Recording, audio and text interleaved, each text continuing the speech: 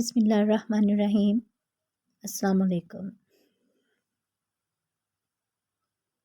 जो ही आपने पत्थर पर पाँव मारा, इसके नीचे से साफ और उम्दा पानी फूट निकला। उन्होंने ऐसा पानी पहले कभी नहीं पिया था। खूब सैर होकर पिया। फिर उन्होंने पूछा, भतीजे क्या आप सैर हो गए? नबी करीम सल्लल्लाहु अलैहि वसल्लम ने फरमाया, हाँ। आपने इसी जगह अपनी एड़ी फिर मारी और वो जगह दोबारा ऐसी खुश हो गई जैसे पहले थी। हजूर नबी करीम सल्लल्लाहु अलैहि वसल्लम चंद साल अपने दूसरे चचा ज़ुबैर बिन अब्दुल मुत्तलिब के पास पी रहे थे। इस ज़माने में एक मरतबा हजूर सल्लल्लाहु अलैहि वसल्लम अपने इन चचा के साथ एक काफ़िले में यमन तशरीफ़ ले गए। रास्ते में एक वादी से गुज़र हुआ। इस वादी में एक सरकश ऊँट रहता था।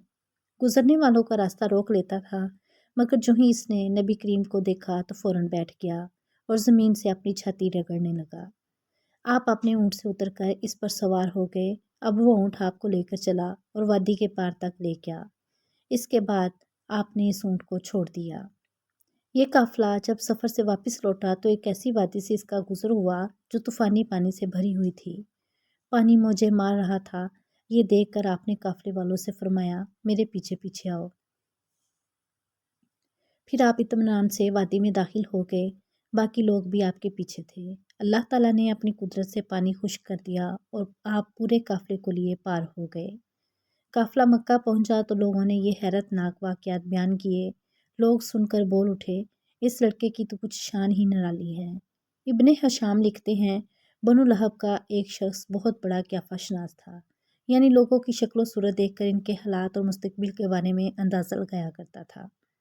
मक्का आता तो लोग अपने बच्चों को इसके पास लाते। वो इन्हें देख देख कर इनके बारे में बताता था।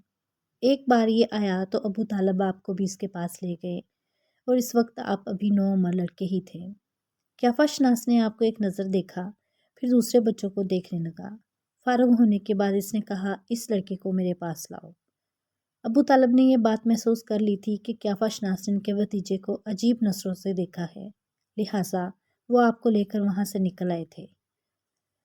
जब क़ियाफ़ाशनास को मालूम हुआ कि आप वहाँ मौजूद नहीं हैं तो वो चीखने लगा, तुम्हारा बुरा हो, इस लड़के को मेरे पास लाओ जिसे मैंने अभी देखा है। अल्लाह की कसम वो बड़ी शान वाला है। अबू तालिब ने निकलते हुए इसके ये अल्फाज सुन लिए थे। अबू तालिब ने तिजारत की गर्ज से शाम जाने का इरादा किया। नबी करीम सल्लल्लाहु अलैहि वसल्लम ने भी साथ जाने का शौक़ ज़ाहिर किया। बाज़ रवायत में आया है कि आपने जाने के लिए ख़ास तौर पर फरमाइश की। अबू तालिब ने आपका शौक़ देखकर कहा, अल्लाह की कसम मैं इसे साथ ज़रूर ले जाऊँ। ना कभी मुझसे जुदा हो सकता है, ना मैं इसे कभी अपने से जुदा कर सकता हूँ। एक रवायत में यूँ आया है, आपने अबू तालिब की ऊँटनी की लगाम पकड़ ली और फरमाया, चचा जान आप मुझे किसके पास छोड़े जा रहे हैं? मेरी ना माँ है ना बाप। इस वक्त आपकी उम्र मुबारक 9 साल थी। आहर अबू तालिब आपको साथ लेकर रवाना हुए। आपको अपनी ऊँटनी पर बिठाया। रास्ते में ईसाइयों के एक इबादतगाह के पास ठहरे। खानकाह के राहब ने नबी करीम सल्लल्लाहु अलैहि वसल्लम को देखा तो चौंक उठा। इसने अबू तालिब से पूछा, ये लड़का तुम्हारा कौन है? उन्होंने जवाब दिया, ये मेरा बेटा है। ये सुनकर राहब ने कहा, ये तुम्हारा बेटा नहीं हो सकता। ये सुनकर अबू तालिब बहुत हैरान हुए। बोले, क्या मतलब? ये क्यों मेरा बेटा नहीं हो सकता? भला? इसने कहा, यह मुमकिन ही नहीं कि इस लड़के का बाप जिंदा हो। ये नबी है। मतलब ये था कि इनमें जो निशानियां हैं वो दुनिया के आखिरी नबी की हैं और इनकी एक अलामत ये है कि वो यतीम होंगे। इनके बाप का इंतकाल इसी ज़माने में हो जाएगा जबकि वो अभी पैदा होने वाले होंगे। इस लड़के में आने वाले नबी की तमाम अलामात मौजूद हैं। इनकी एक निशानी ये है कि बचपन में इनकी वालदा का भी इंतकाल हो जाएगा। अब अबू तालिब ने इस पर राहब से पूछा, नबी क्या होता है?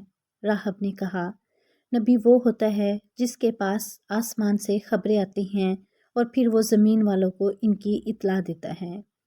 तुम यहूदियों से इस लड़के की हिफाजत करना। इसके बाद अबू तालिब वहाँ से आगे रवाना हुए। रास्ते में एक और राहब के पास ठहरे। यह भी एक खानका का आबिद था। इसकी नज़र भी नबी करीम सल्लल्लाहु अलैहि वसल्लम पर पड़ी तो यही पूछा, ये लड़का तुम्हारा क्या लगता है? ابو طالب نے اس سے بھی یہی کہا، یہ میرا بیٹا ہے۔ راہب یہ سن کر بولا، یہ تمہارا بیٹا نہیں ہو سکتا، اس کا باپ زندہ ہو ہی نہیں سکتا۔ ابو طالب نے پوچھا، وہ کیوں؟ راہب نے جواب میں کہا، اس لیے کہ اس کا چہرہ نبی کا چہرہ ہے، اس کی آنکھیں ایک نبی کی آنکھیں ہیں، یعنی اس نبی جیسی جو آخری امت کے لیے بھیجے جانے والے ہیں، ان کی علامات پرانی آسمانی کتابوں میں موجود ہیں۔ اس کے بعد یہ قافلہ روانہ ہو کر بصرہ پہنچا۔ یہاں بحیرہ نام کا ایک راہب اپنی خانقاہ میں رہتا تھا۔ اس کا اصل نام جرجیس تھا، بحیرہ اس کا لقب تھا۔ وہ بہت زبردست عالم تھا۔ حضرت عیسیٰ علیہ السلام کے زمانے سے اس خانقاہ کا راہب نسل در نسل یہ عالم فاضل خاندان ہی چلا آ رہا تھا۔ اس طرح اس زمانے میں ان کا سب سے بڑا عالم بحیرہ ہی تھا۔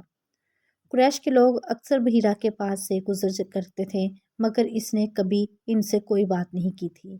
مگر اس بار اس نے قافلے میں آپ کو دیکھ لیا تو پورے قافلے کے لیے کھانا تیار کروایا۔ بحیرہ نے یہ منظر بھی دیکھا کہ نبی کریم صلی اللہ علیہ وسلم پر ایک بدلی سایہ کیے ہوئی تھی۔ جب یہ قافلہ ایک درخت کے نیچے آ کر ٹھہرا تو اس نے بدری کی طرف دیکھا، وہ اب بھی اس درخت پر سایہ ڈال رہی تھی اور اس درخت کی شاخیں اس طرف جھک رہی تھیں جدھر نبی کریم صلی اللہ علیہ وسلم موجود تھے۔ اس نے دیکھا بہت سی شاہوں نے آپ کے اوپر جمگھٹا سا کر لیا تھا۔ اصل میں ہوا یہ تھا کہ جب نبی کریم صلی اللہ علیہ وسلم اس درخت کے پاس پہنچے تو قافلے کے لوگ آپ پہلے ہی سایہ دار جگہ پر قبضہ کر چکے تھے۔ اب آپ کے لیے کوئی سایہ دار جگہ نہیں بچی تھی، چنانچہ آپ جب دھوپ میں بیٹھے تو شاہوں نے اپنا رخ تبدیل کر لیا اور آپ کے اوپر جمع ہو گئی۔ اس طرح آپ مکمل طور پر سائے میں ہو گئے۔ بحیرہ نے یہ منظر صاف دیکھا تھا۔ آپ کی یہ نشانی دیکھ کر اس نے قافلے والوں کو یہ پیغام بھجوایا، اے قریشیو، میں نے آپ لوگوں کے لیے کھانا تیار کروایا ہے۔ میری خواہش ہے کہ آپ تمام لوگ کھانا کھانے آئیں، یعنی بچے، بوڑھے اور غلام سب۔